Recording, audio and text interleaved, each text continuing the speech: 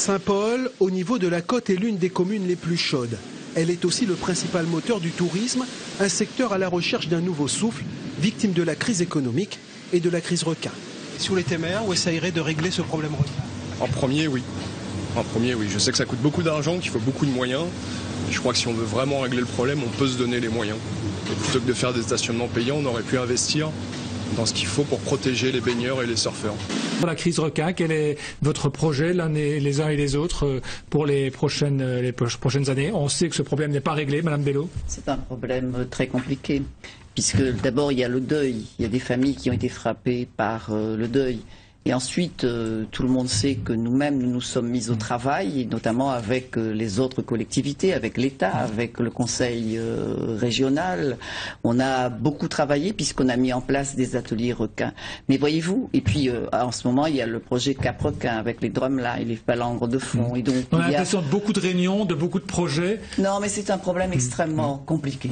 Vous savez, il y a de grandes puissances comme les États-Unis, l'Afrique du Sud d'ailleurs, Cap Requin, on travaille avec le KwaZulu-Natal, l'Australie.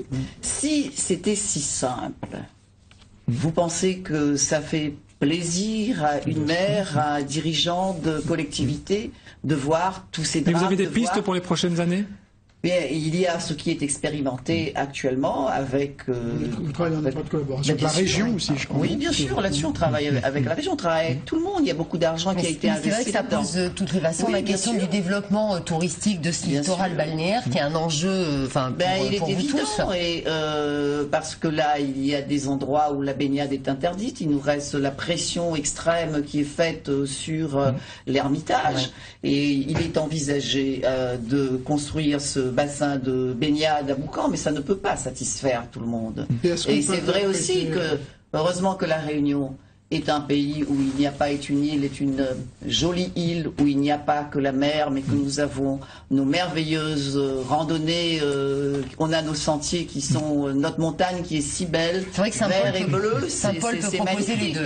Mais pour reparler crise requin, est-ce qu'on peut interpréter ça de la façon suivante? J'ai la présence de M. Flores sur la liste. M. Cinémalais, c'est le papa de Jérémy Flores, qui est un champion de surf. Et est-ce que ça veut dire qu'ils n'ont plus confiance en vous, les surfeurs? Non, mais moi je vais vous dire une chose, Monsieur Montrouge, il y a des milliers de surfeurs dans le monde. Est-ce que les surfeurs ont résolu le problème de requins, où il faut allier la connaissance, la science, des techniques? Est-ce que les surfeurs sont ces techniciens-là, sont ces scientifiques-là? Alors,